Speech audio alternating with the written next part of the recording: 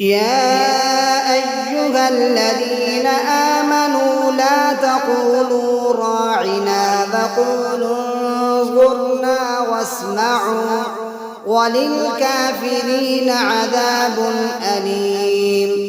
ما يود الذين كفروا من أهل الكتاب ولا المشركين أن ينزل عليكم من خير من ربكم والله يختص برحمته من يشاء والله ذو الفضل العظيم.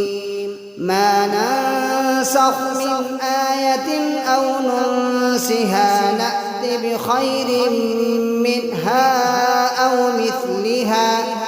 ألم تعلم أن الله على كل شيء قدير؟ ألم تعلم أن الله له ملك السماوات والأرض وما لكم من دون الله من ولي ولا نصير؟ أم تريدون أن تسألوا رسولكم كما سئل موسى من قبل ومن يتبدل الكفر بالإيمان فقد ضل سواء السبيل.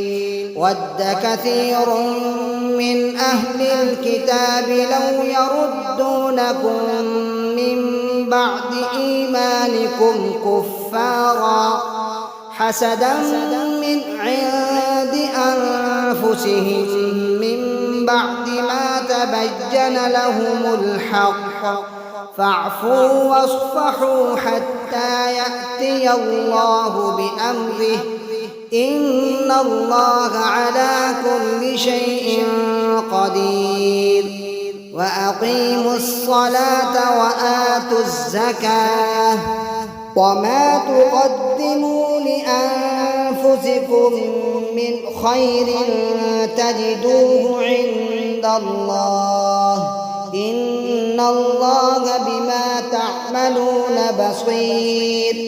فقالوا لن يدخل الجنة إلا من كان هودا أو نصارى تلك أمانيهم قل هاتوا برهانكم إن كنتم صادقين.